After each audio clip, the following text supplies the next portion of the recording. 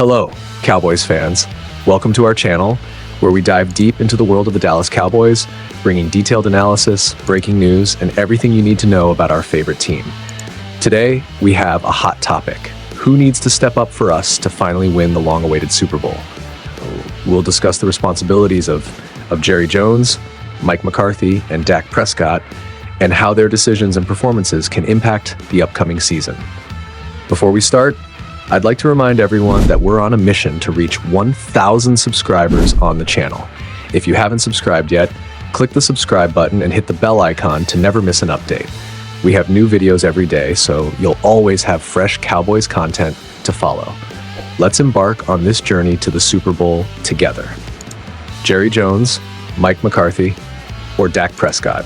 Someone needs to step up for the Cowboys to win the Super Bowl. Someone isn't carrying their weight, and this could mean significant changes in Big D. The Dallas Cowboys are really good at winning regular season football games. It's the one thing they've been able to hang their hat on for years, because they've done the work from September to December. In the last 20 years, the Cowboys have the 8th highest winning percentage, winning 57.5% of regular season games. It gets even better if you look back just 10 years, where they are 6th, winning 60.1% of games. Unfortunately, that's where the fun ends. When January comes, the story is different. We all know it's been nearly 30 years since the team advanced past the divisional round of the playoffs, but sometimes they don't even get that far. The Cowboys have a 4-10 record in the playoffs over the last 20 years, placing them among the bottom 5 in postseason win percentage. Good, but not great. This has been the Cowboys' mantra for most of the last 2 decades, leaving us fans scratching our heads. Why do they only go so far? What's the missing ingredient for them to finally make a deep playoff run? Many good things are happening in Dallas, but something is holding them back. Today, we'll examine the 3 most influential factors and place our bets on which one is causing the most harm. Jerry Jones, the Cowboys owner, makes all the final decisions. But to be fair, he's more open to listening to the guys around him than he was in the past. People like Stephen Jones and Will McClay are powerful influencers, so we'll group them together as the front office. The front office has looked very different over the years. It all started with Jimmy Johnson's knack for talent, assembling many of the best college players when they built their Super Bowl teams in the 90s. After Jimmy left, Jerry was doing all sorts of crazy stuff. High-risk trades, big free agent signings, and spending as much as he wanted. He even front-loaded Miles Austin's contract to take advantage of an uncapped year in 2010, which the league later penalized the Cowboys $10 million for. Nowadays, things are different. With a more cap-conscious offspring managing the books, Stephen makes the Cowboys much more economical, and they rely heavily on McClay and his scouting department to consistently bring in younger and cheaper players to balance the high-priced stars they keep. From a roster-building perspective, this team is very good. Yes, there are holes, and yes, they continue to refuse to use free agency as a means of talent acquisition. There is certainly room for improvement, but overall, the Cowboys are regularly ranked among the best teams in talent.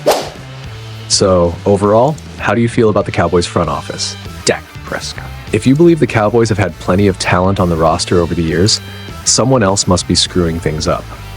Usually, that someone who gets blamed is Dak Prescott, as he is the most influential player on the football field. That's how the blame game works in the NFL. It almost always goes to the quarterback. But is that fair? Is Prescott a guy who can only take this team so far? It's hard to say. Sometimes he's brilliant. He's a 3-time Pro Bowler, coming off a season where he finished 2nd in MVP voting. He's definitely a good player, but is he good enough when it matters most?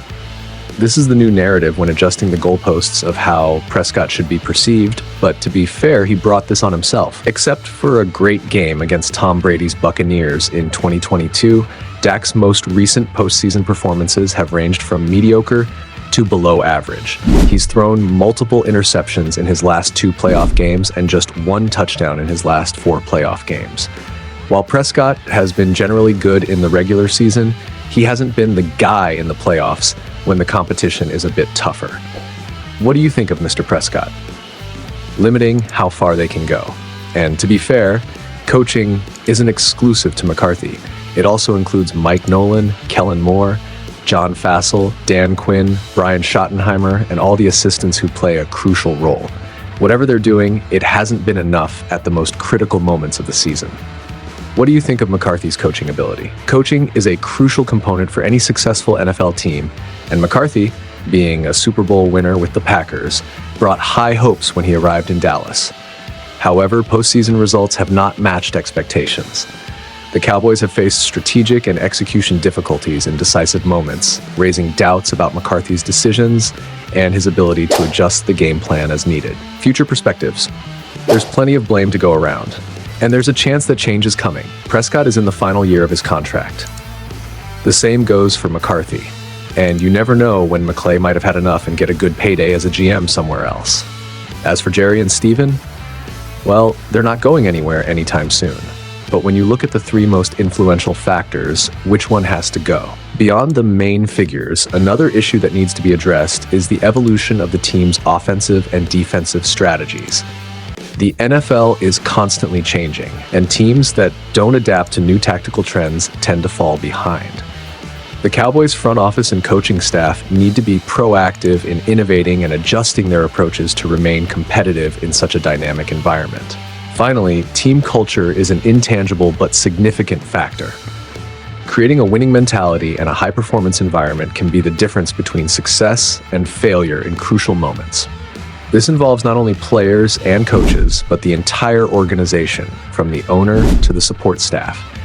Cohesion, mutual trust, and internal motivation are essential elements to turn potential into tangible achievements. And that's it, folks. We've reached the end of another video. I hope you enjoyed today's discussion on the main factors that can lead the Cowboys to the Super Bowl. If you have an opinion on who needs to step up, Jerry Jones, Mike McCarthy, or Dak Prescott, leave your comment below.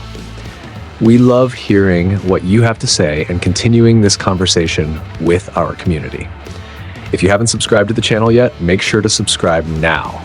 We're very close to reaching our goal of 1,000 subscribers, and each one of you is essential for this achievement.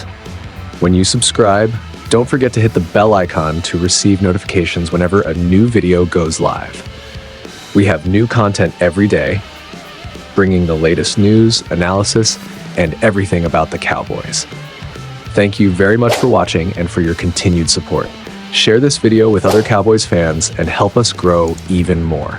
See you in the next video, and remember, together, let's cheer for the Cowboys to win the long-awaited Super Bowl. See you next time.